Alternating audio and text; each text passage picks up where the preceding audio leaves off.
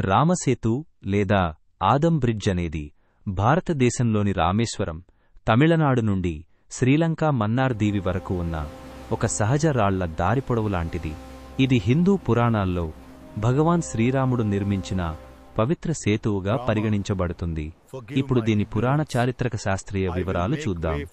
రావణుడు సీతమ్మను అపహరించి లంకకు తీసుకెళ్లిన తర్వాత శ్రీరాముడు ఆమెను వెతుక్కుంటూ దక్షిణ దిశగా వచ్చాడు.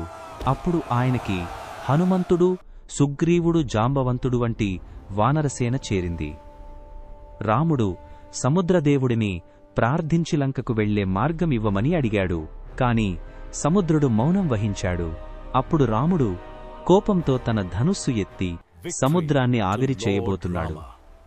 భయపడి సముద్రదేవుడు ప్రత్యక్షమై మార్గం చూపించాడు. సముద్రదేవుని సూచనలతో వానరసేన రాళ్లు పర్వతాలు తెచ్చి సముద్రంలో వేసింది.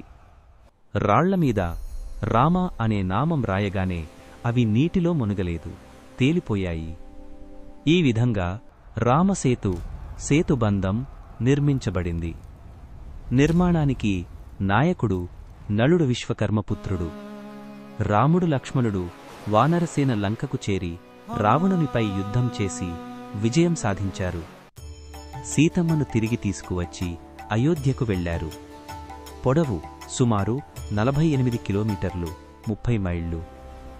లోతు సుమారు 3 నుండి 10 అడుగులు. ఇది రాళ్లు, ఇసుక, మోరలు షెల్లు వంటివి కలిసిన సహజ నిర్మాణం. ఉపగ్రహ చిత్రాల్లో ఇది స్పష్టంగా కనిపిస్తుంది, సముద్రంలో రాళ్ల రహదారిలాగా. శాస్త్రవేత్తలు దీనిని ఒక ప్రాచీన భూభాగం మిగిలిన భాగంగా భావిస్తారు. కొంతమంది ఇది సహజంగా ఏర్పడినదని అంటారు, మరికొందరు మానవ నిర్మాణమని విశ్వసిస్తున్నారు. నాసా ఉపగ్రహ చిత్రాలు దీనిని ప్రకృతి సిద్ధమైన కాని మనుషులు మార్పులు చేసిన నిర్మాణమని సూచించాయి. భూగర్భశాస్త్ర పరిశోధనలు కూడా దీని వయస్సు సుమారు 7000 సంవత్సరాలు పాతది అని సూచించాయి. అంటే రామాయణ కాలంతో దగ్గర సంబంధం ఉంది. రామసేతు రామాయణంలో భగవాన్ రాముని ధర్మం, ధైర్యం, నమ్మకానికి సంకేతం. రామేశ్వరం హిందువులకు చారధాం యాత్రల్లో ఒకటి. భక్తులు ఈ సేతు తీరానికి చేరి పవిత్ర జలస్నానం చేస్తారు. భారత ప్రభుత్వం ఒకప్పుడు సేతు సముద్రం ప్రాజెక్ట్ పేరుతో రామసేతును తవ్వి సముద్ర నౌకల మార్గం సృష్టించాలనుకుంది. కాని ప్రజల, పండితుల, భక్తుల వ్యతిరేకతతో ఆ ప్రాజెక్టు నిలిపివేశారు. భక్తులు దీన్ని దేవతల నిర్మాణం, భారత సంస్కృతికి వారసత్వ చిహ్నంగా రక్షించాలనుకుంటున్నారు. రామసేతు కథ భగవాన్ శ్రీరాముడి సంకల్పం, విశ్వాసం, ధర్మం యొక్క ప్రతీక.